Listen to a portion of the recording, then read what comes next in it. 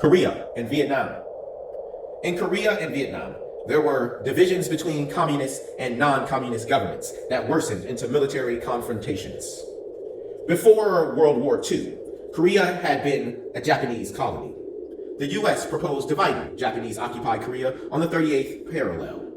The Soviets helped communists take power in North Korea, and the US supported the democratic government in South Korea. In June 1950, North Korean communist forces attacked South Korea. The United Nations put together a team of soldiers led by US General Douglas MacArthur, who had helped take Japan in World War II and had overseen its occupation, to help South Korea.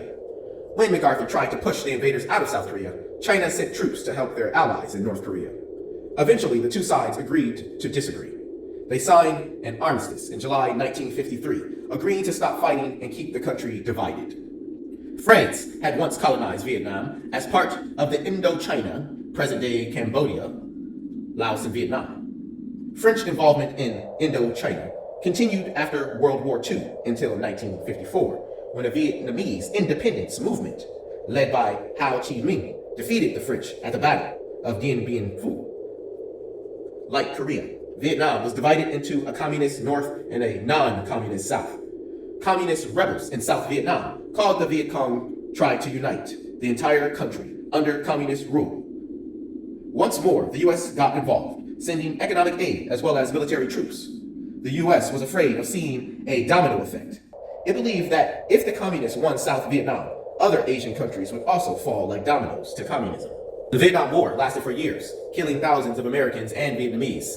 The US launched an aggressive bombing campaign against North Vietnam called Operation Rolling Thunder, plus chemical warfare in which it sprayed the herbicide agent orange to destroy Vietnamese jungles, to clear terrain for soldiers and crops.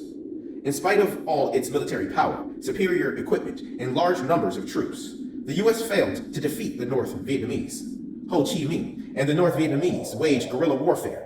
They would attack before running or hiding in the jungle, and they built underground tunnels.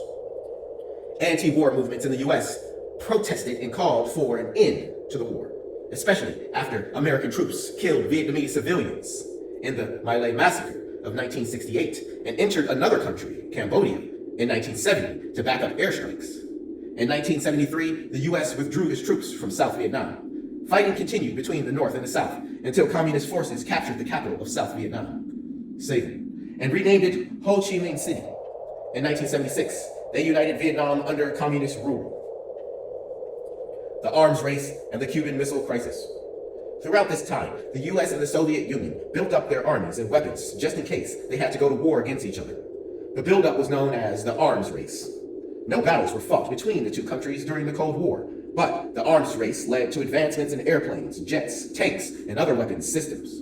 Nuclear weapons became increasingly dangerous as each side tried to outdo the other with deadlier and deadlier bombs, until each nation had more than enough bombs to destroy each other several times over. In Cuba, communist leader Fidel Castro led a revolution of workers and peasants against the right-wing dictatorship. Castro wanted to provide education, healthcare, and national land rights to the lower classes that Batista neglected in Cuba. Many of the sugar plantations were foreign-owned. The US didn't like having communism so close to home, so in April 1961, President John F. Kennedy supported an invasion of Cuba by exiled Cuban fighters to overthrow Castro.